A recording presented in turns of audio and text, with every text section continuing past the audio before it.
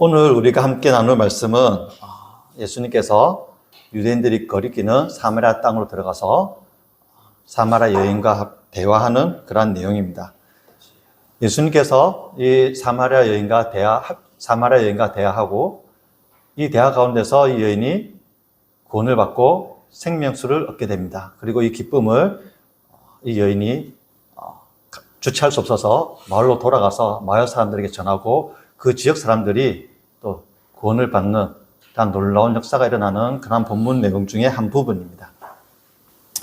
이 본문 말씀을 통해서 우리가 먼저 찾게 되는 그런 교훈은 예수님께서 복음이 필요한 곳으로서 복음이 필요한 곳에 찾아가신다라는 것입니다.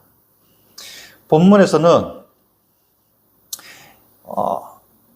그 예수님께서 유대 지역, 즉 남쪽 유대 지역에서 세례를 베푸시고 그리고 복음을 전하시고 병든 자를 치유하시고 이렇게 하나님의 말씀을 가르치시는 그러한 사역을 시작하였습니다.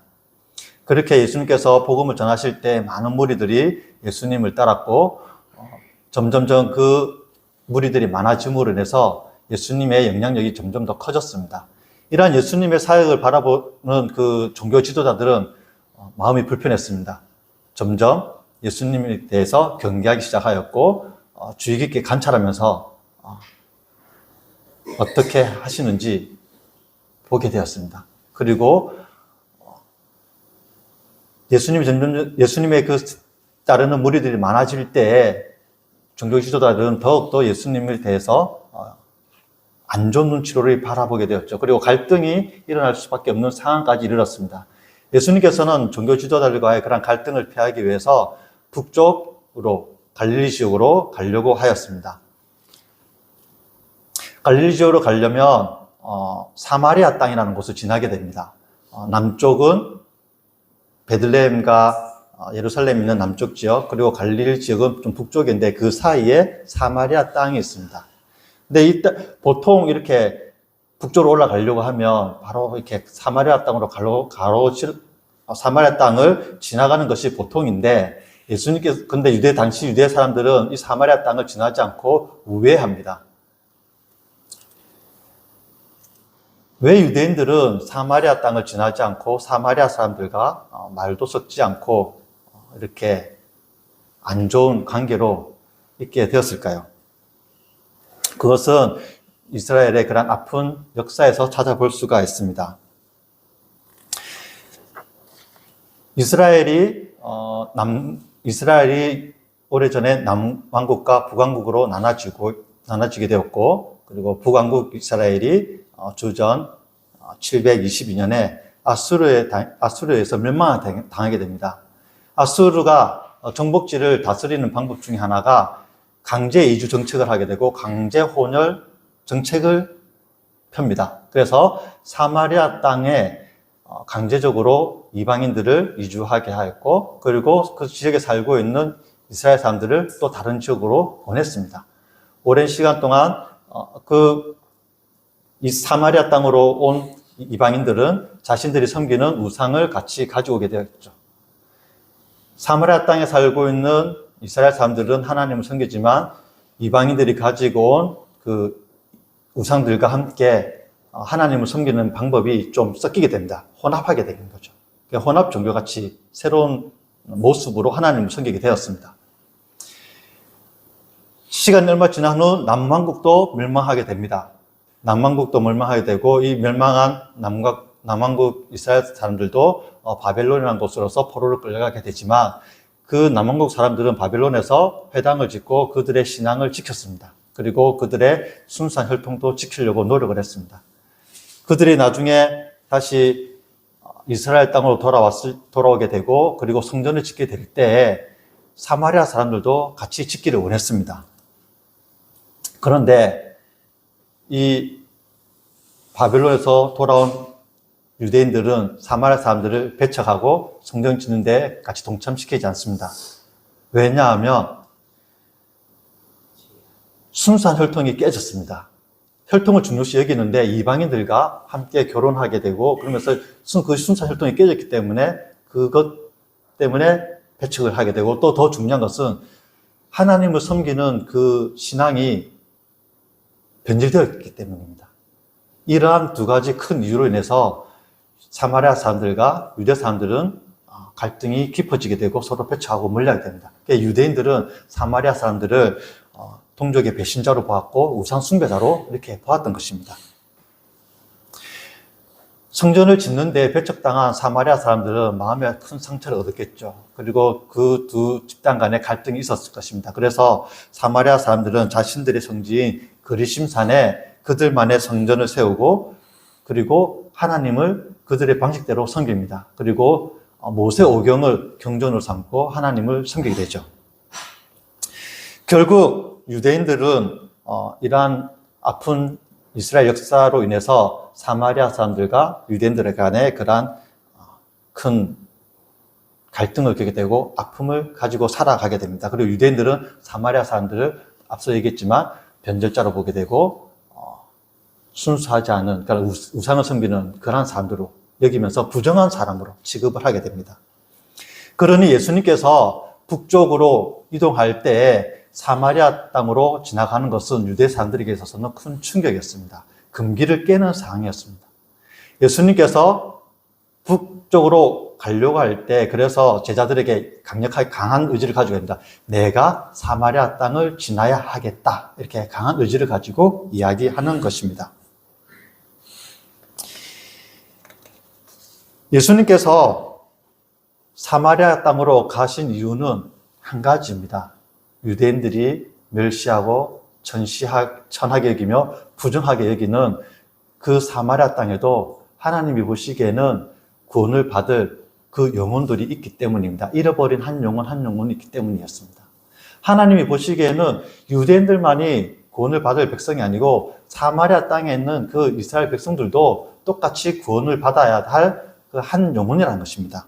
그렇기 때문에 그 하나님의 마음을 안 예수님께서 유대인들이 꺼리고 멸시하는 그 땅 사마리아 땅으로 가신 것입니다. 이것을 보면서 우리는 우리의 자신을 한 번 더 바라보고 반성하게 됩니다. 우리가 복음을 전할 때, 예수님의 그 복음을 전할 때 내가 편한 곳에만 가서 전하진 않는지, 또는 내가 좋아하는 사람에게만 하나님의 복음을 전하지 않는지, 또는 내가 위하고 아끼는 사람들을 위해서만 내가 기도하고 있지 않은지, 그런 모습을 좀 반성하게 됩니다. 오늘 이 예수님의 모습을 바라보면서 우리에게 지금 필요한 것은 바로 한 영혼 한 영혼을 아끼고 사랑하고 구원받기 원하는 그 하나님의 그 안타까운 마음입니다. 그리고 우리에게 맡겨주신 그 예수님의 그 복음을 전하는 선교의 사명에 우리가 귀를 기울이길 원합니다. 예수님께서 그 금기시된 땅으로 가서서 복음을 전하셨던 것처럼 우리도 복음이 필요한 곳이면 어디든지 가서 그 하나님의 말씀, 구원의 말씀, 생명의 말씀을 전하는 예수 그리스도의 제자가 되기를 간절히 소망합니다. 두 번째는 고달픈 인생을 위로해 주시는 그 예수님을 보게 됩니다. 사마리아 땅으로 간 예수님은 수가라는 동네에 있는 동네에 야곱의 우물이라는 곳에서 잠시 쉬게 됩니다. 잠시 쉬고 있을 때 그 땅 사마리아에 사는 여인이 물을 깃기 위해서 우물로 나오게 됩니다. 그런데 이 우물로 나온 여인이 평범한 여인이 아닙니다.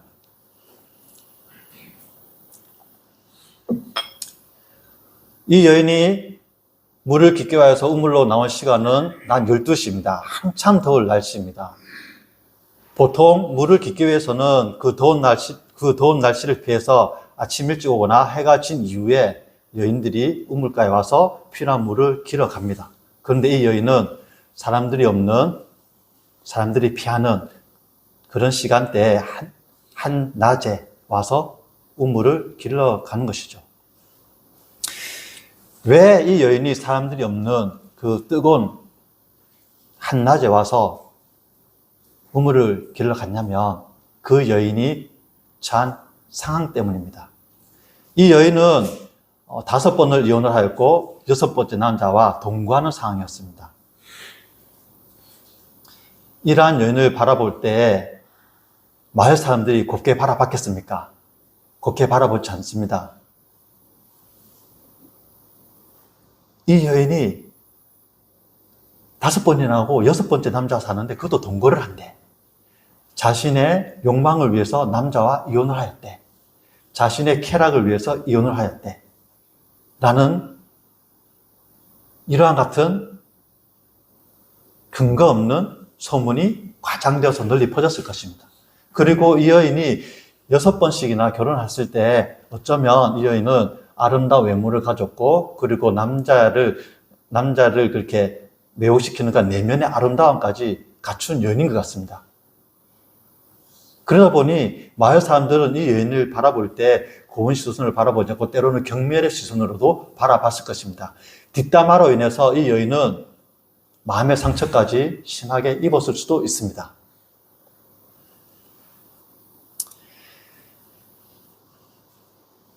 이렇게 사람들을 피해서 어쩌면 우울증과 대인기피증까지 걸린 이러한 상황 속에 그 여인은 한낮에 물을 기르러 온 것입니다.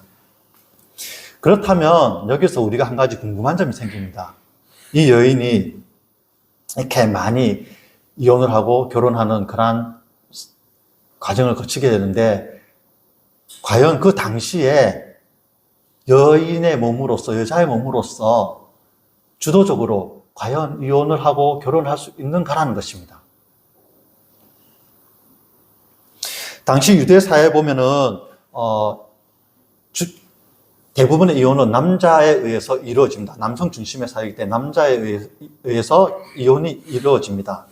여자가 주도적으로 이혼할 수 있는 경우는 아주 특별했습니다. 간혹 있긴 했었습니다. 어떤 경우냐면, 예를 들어서 오물을 수거하는 직업을 가진 남자라거나 구리를 이렇게 연마하는 대장장이 같은 경우에 그 직업을 알고도 이 남자를 너무나 사랑해서 둘이 결혼하였습니다. 그러나 그 직업의 특성상 그 냄새가 너무 역겹고 힘들어서 그 냄새로 인해서 너무 살기가 힘든 겁니다.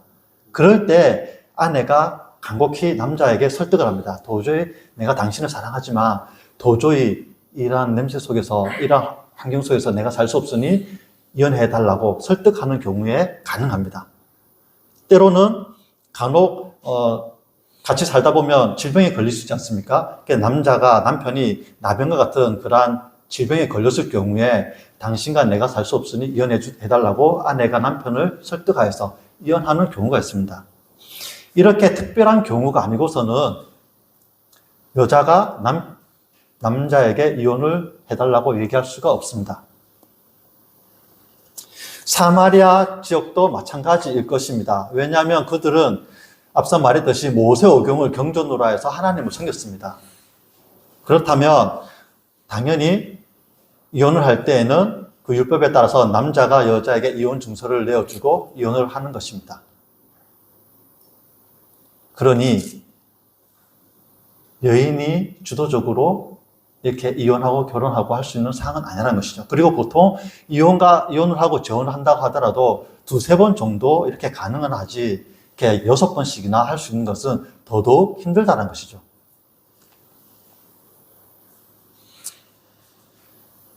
그리고 만약에라도 이 여인이 자신의 어떤 개인적 욕망이나 어떤 쾌락에 의해서 이혼을 하고 재혼을 하였다고 한다면 그 율법에 의해서 처벌을 받게 될 것입니다.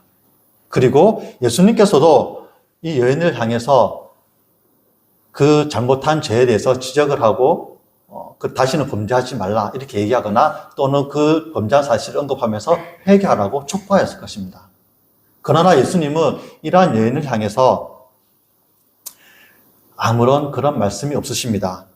이 여인을 향해서 내 남편을 데려오라고 했을 때 이 여인이 이렇게 얘기합니다. 저는 지금 남편이 없습니다. 라고 이야기합니다. 이렇게 대답했을 때 예수님은 그래, 네가 말한 것이 정직하게 말하였다 라고 얘기하죠. 죄에 대해서 전혀 언급을 하지 않습니다. 과거에 비해서 여성과 남성이 평등하다라는 그런 현대 사회에서도 보면 여자가 주도적으로 이혼을 이렇게 하는 경우는 참 드물기도 하고 힘든 상황입니다.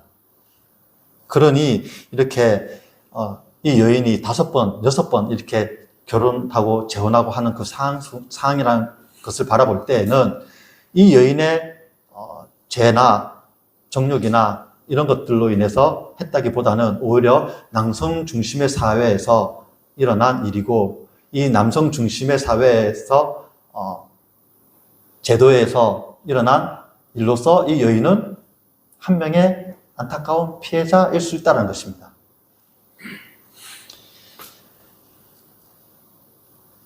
앞서 말했듯이 이렇게 여러 번 재혼과 결혼을 했다는 것은 이 여인이 남자에게 끌릴 만한 아름다운 외모를 가졌고, 이 외모뿐만 아니라 내면의 아름다움도 가졌을 것이라고 충분히 추측할 수 있는 것이죠.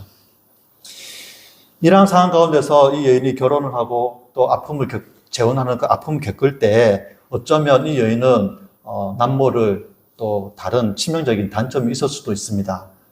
불임이라든지 또는 그 외에 성경에서 기록하지 않은 어떤 치명적인 단점에 의해서 남자들이 끌려서 결혼을 하자고 청혼을 하고 같이 살게 되지만, 이 치명적인 단점에 의해서 버림을 받고 또 결혼하게 되고 또 버림을 받는 상황에 처할 수 있었다는 거죠. 당시에는 여자의 몸으로 혼자 살아가는 것이 힘듭니다. 결혼하고 이혼을 당한 그 여인들이 경제적으로 독립해서 살아가기는 정말 힘든 상황이거든요. 그러니 이 여인은 어쩌면 자신이 원치도 않음에도 불구하고 살아가기 위해서 어쩔 수 없이 청혼을 하는 그 남자에게 시집을 가서 살 수밖에 없었다는 거죠. 그리고 어쩌면 이러한 5번, 6번의 아픔을 겪는 동안, 이혼이라는 그 아픔을 겪는 동안 어쩌면 또 사별이라는 그런 안타까운 상황도 맞이할 수 있다라고 생각해 볼 수 있는 것이죠. 이런 여러 가지 상황들을 생각해 보면 이 여인은 참 슬프고 안타까운 인생을 살았고 비련의 여주인공이라고 볼 수도 있습니다. 사람들로부터 비난을 받고 경멸의 시선을 바라보게 되고 온갖 안 좋은 소리를 듣게 된 이 여인, 몸과 마음이 지치대로 다 지친 그러한 상황의 연인일지도 모릅니다. 그러나 이 여인에 대해서 예수님은 그 어떤 죄에 대해서 언급을 하지 않으십니다. 그리고 오히려 예배에 대해서 이야기합니다. 이후에 보면은 예배를 하는데 예배하는 장소가 중요하지 않다. 예루살렘이나 그리십산이나 그 장소가 중요하지 않다. 예배 드릴 때 영과 진리로 예배를 드려야 된다라고 하면서 오히려 그 신앙생활에 대해서, 예배에 대해서 이야기하는 걸 볼 수 있습니다. 이런 것들을 바라보면 이 여인은 우리가 생각하거나 또는 마을 사람들 생각처럼 부정하거나 죄를 지은 여인이 아니라 오히려 경건한 삶을 살려고 하는 그러한 여인이었다는 것이죠. 우물가에서 물을 길러온 그 여인에게 예수님은 물을 달라고 이야기한다. 나에게 마실 물 좀 퍼달라. 라는 이 평범한 일상 대화 가운데에서 예수님은 이 상한 영혼을 고치십니다. 상한 마음을 치유해 주십니다. 그리고 예수님이 그들이 그토록 기다리던 메시아임을 깨닫게 해주십니다. 대화 가운데에서 이 여인이 이 예수님이 그토록 기다리던 그들의 구원자 메시아 그리스도임을 알게 됐을 때 그 기쁨을 주체하지 못하여서 마을로 뛰어가서 마을 사람들에게 내가 메시아를 만났노라, 내가 구원자를 만났노라, 우리가 그토록 기다리던 메시아 구원자를 만났으니 와서 그분을 보러 가자라고 그 복음을 전하는 모습을 보게 됩니다. 지금 이 시간 살아가는 저와 여러분들이 어쩌면 이 사마리아 여인과 같은 모습일지도 모릅니다. 남모를 아픔을 다 겪고 있고 남모를 마음의 상처를 다 가지고 있고 때로는 사람들의 온갖 추측에 의해서 과장된 소문에 의해서 그러한 따가운 시선 가운데서 살아갈지도 모릅니다. 저와 여러분뿐만이 아니라 우리 이웃들도 이러한 사마리아 여인 같은 그러한 삶을 살고 있을 것입니다. 예수님은 이러한 사마리아 여인과 같은 저와 여러분들에게 찾아오십니다. 그리고 우리 이웃들에게도 찾아가고 계십니다. 그리고 그 가운데에서 생명의 말씀을 전해주시고 영원한 생명수를 생명수가 되는 그 복음을 전해주셔서 우리의 영적 갈급함을 해결해 주시고 우리의 인생의 그 근본된 문제점을 해결해 주십니다. 그리고 참된 평화를 주신다는 것입니다. 이 놀라운 주님의 역사가 지금 이 순간에도 일어나고 있습니다. 저와 여러분에게도 일어나고 있고 우리 이웃들에게도 일어나고 있다는 것입니다. 이 놀라운 주님의 은혜와 사랑에 감사하면서 하나님께 찬양을 하면서 살아가는 주의 자녀가 되기를 간절히 소망합니다. 그 세 번째로는 예수 그리스도를 만나야 합니다.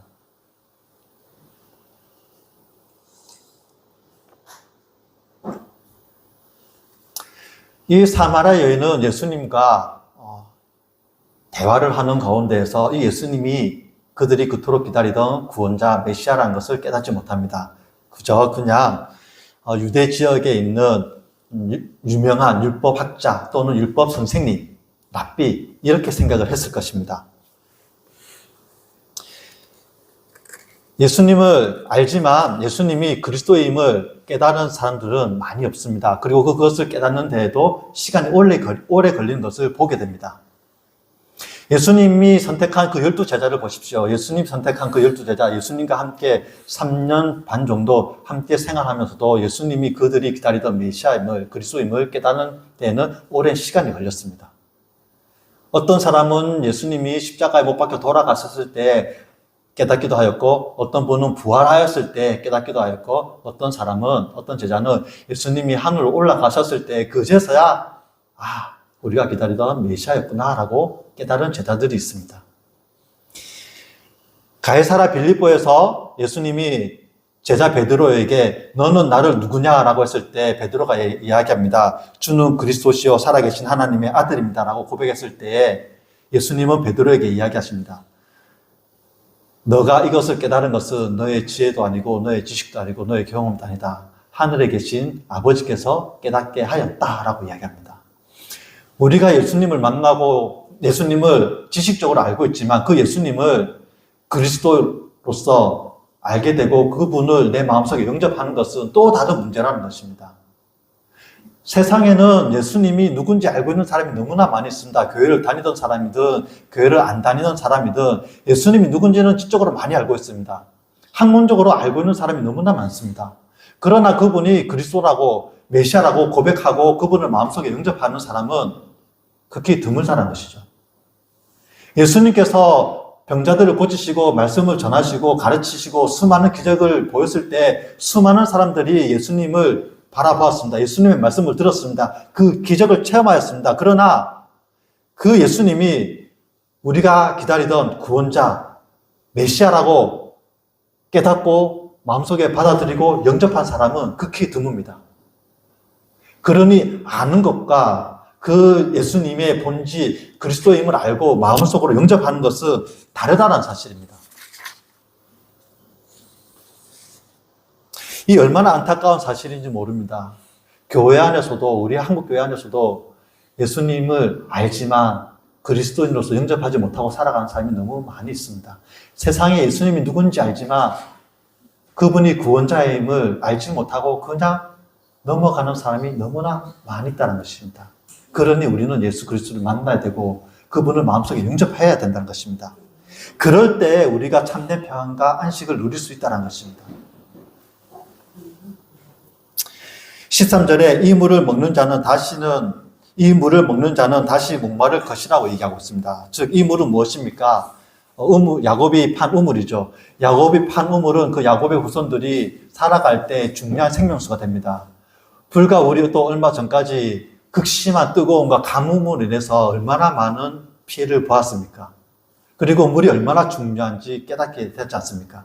그리고 어제 우리가 그토록 기다리던 비가 내려서 정말 단비가 되었죠. 비가 내림을 통해서 물의 중요함을 다시 깨닫게 되었는데요. 당시는 이 물이 더 중요했습니다. 그러니 이 우물은 우리가 살아가는데 필요한 것이죠.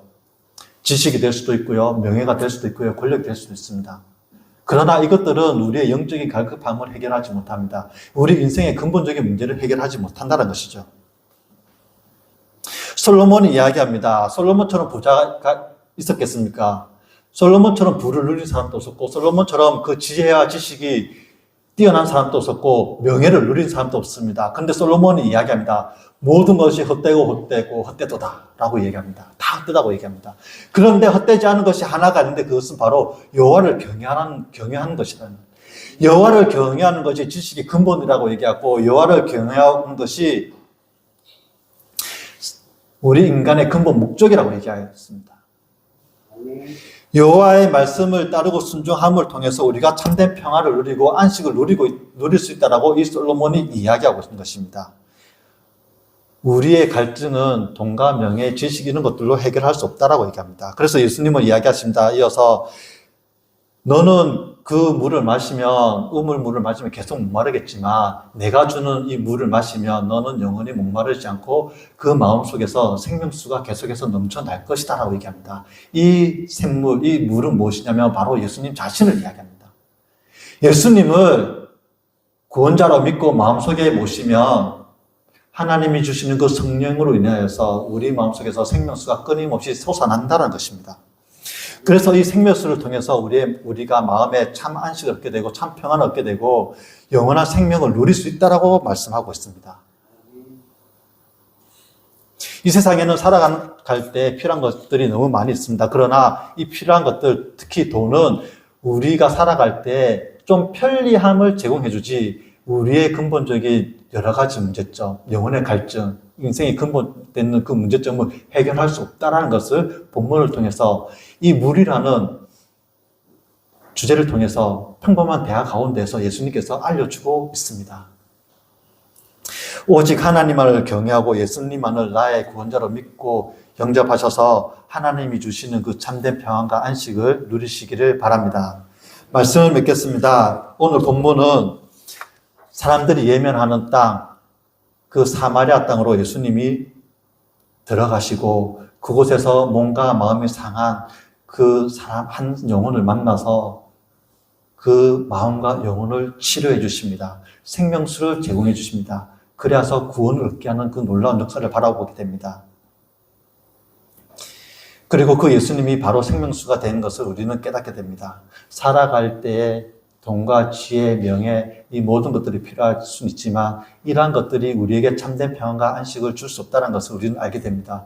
우리에게 참된 평안과 안식을 주시는 분은 바로 예수님 한 분이라는 것을 우리는 다시 한 번 더 깨닫게 됩니다.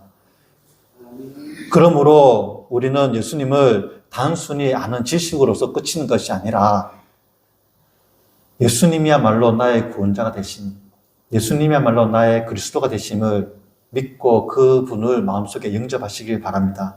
그리고 우리도 예수님의 그 발자취를 본받아서 복음이 필요한 곳으로서 나아가는 하나님의 제자, 그리스도인의 제자가 되기를 원합니다. 우리 주변에는 지금 또 상처받고 지치고 세상에 치여서 살아가는 사람들이 너무나 많이 있습니다. 목이 말라서 죽어가는 영혼들이 너무나 많이 있습니다. 그 영혼들에게 우리가 찾아가서 생명수 되시는 예수 그리스도의 복음을 전하고 생명수를 제공해주는 예수 그리스도의 제자가 되기를 간절히 바라고 원합니다. 예수님을 만나고 예수님 그 한 분만으로 만족하고 그리고 예수님이 전하는 예수의 그 그리스도의 복음을 전하는 그러한 전도자의 삶을 살기를 간절히 바라고 원합니다. 그리하여서 하나님이 주시는 참된 평안과 안식을 누리는 저와 여러분들이 되기를 간절히 소망합니다.